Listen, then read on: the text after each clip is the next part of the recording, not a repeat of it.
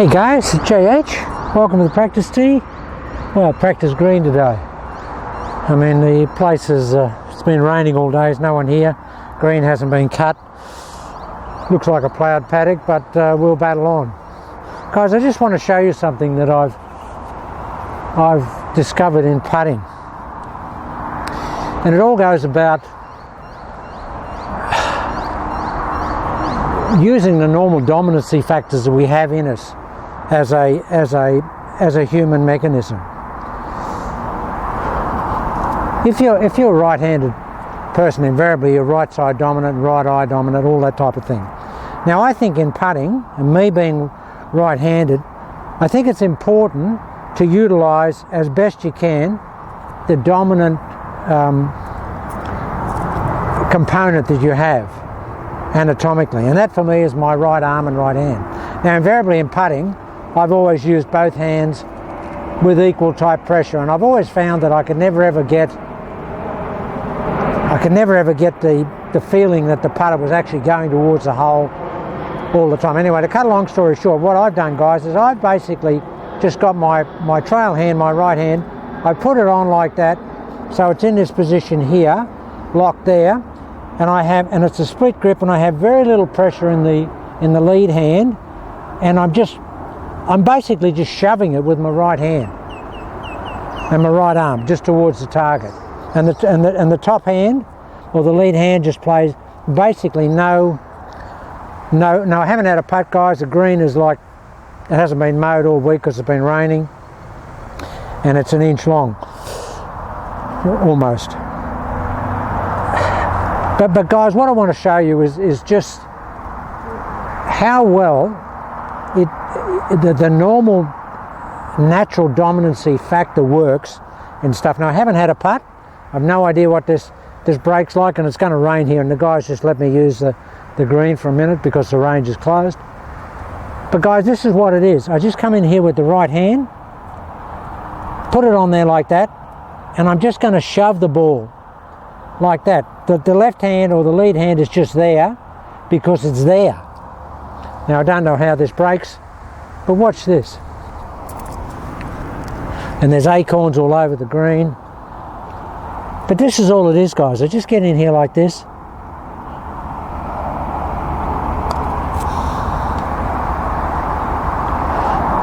Now, I promise you guys, I haven't had a putt.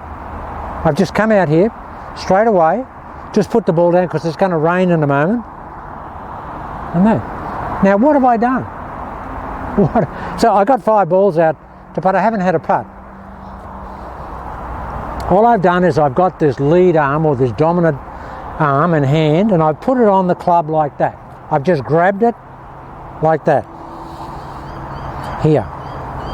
I've put the lead hand on the top there like that, and that just sits there. There's hardly any pressure, guys, and I feel like it's essentially just a one arm, a back arm, just a trail arm process. Just a trail arm process, and I just take it back with that trail arm and hit it. What could be simpler than that? That's an analogy. When you take your door key out of your pocket at night before you go into your house or your apartment or whatever, you get it in your dominant hand, you put it in the lock so easy and just go click. But if you had both hands and you were trying to put it in, it'd be a nightmare. But we just do that naturally. And it's the old story, if I'm going to throw the ball, it's exactly the same, guys. So all I've done, okay, you need one of these bigger type grips, I guess. I haven't tried it with a smaller grip, but you need these, this is just an Odyssey, putter with one of these new Super Stroke grips. But all I'm doing is I'm getting like this. And look what it looks like down the line. I'll pop one back to you. And as I say, this green is like a fairway. Probably a few fairways would be better. But look at the action. I just take it back. Look at that. Look, the putter can't get offline, guys. You can't get offline because you're just shoving it. There's nothing. When I get here, I always feel that the putter has a propensity to want to you know, wiggle and woggle. I've always done that. I've been okay at putter, but I've always felt that the putter's always wiggling and woggling. So we just grab it in that there. It's in line with that forearm there, and I just shove it. I just grab it with my hand. I just feel like I'm putting one-handed. Just take it back with that. Oh, that is so pure. It is crazy how pure it is.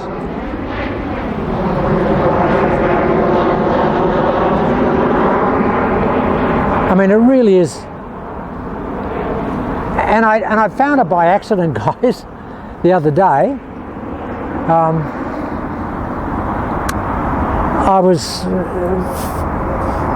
I had a student here, and I was talking about the best putter I'd ever seen.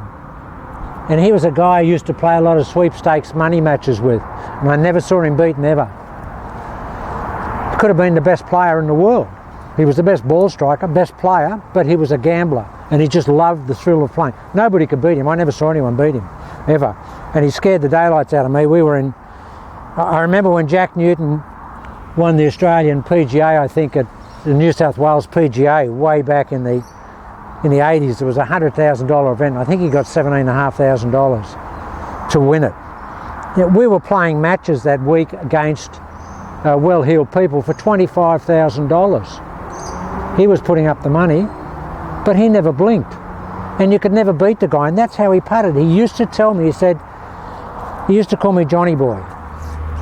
He said, Johnny Boy, all I think about is my right hand, and I just feel that the right hand is going to hit the ball. That's all I think about. He had a split grip. He had a normal putter. He had a ping answer putter in those days. But that's what he used to, and he used to just putt with that right hand, and he used to just do that. And he used to just do it all the time. And he was the greatest hustler of all time, and the best player I've ever seen, but absolutely the best putter. And I relayed this story to the person. And the guy saying, you know, and I was doing it, and I was putting like a machine, and I thought, what's going on here? But I never tried it with these bigger grips. In the old days, we had those small grips, and I've got this bigger grip now. And of course, this is a different putter, and it makes a difference if you can have a longer putter, because I can stand up very naturally here and put this lead hand on the top here, and it's not uncomfortable. But look at the blade, guys. How can the blade get offline? I mean, it's just bizarre. It's crazy stuff. So, to get where I'm coming from, we get the trail hand. For me, the right hand, the dominant hand. If you're left-handed, whatever it is. Invariably, your trail hand is your dominant hand. Well, it's not really. Well, it is. I mean, if you're a left-hander, if you're a left-handed golfer, yeah, the trail hand is the dominant hand. It's for everybody, guys. Clearly, wake up, JH. Of course it is. So it's the dominant hand. So we just put the dominant hand in play. We just grab it like we would a hammer. We just grab it like that. And this just sits here, guys. It does nothing. I don't even really worry about where I am, where my stance is. For me, stance is always for balance. It doesn't affect where the blade goes. I don't worry about open stance, closed stance, even with putting, because it has no effect on where the ball goes. The only thing that has an effect on where the ball goes is your shoulder girdle, because your arms are attached to your shoulder girdle. So here it is, guys. I just get here, and watch how pure the blade is.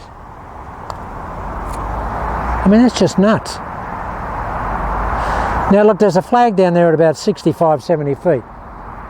I'll just move the camera around, and I'll come back on the second video, and we'll hit some 70 footers, and I'll show you what it's like for distance if it doesn't rain.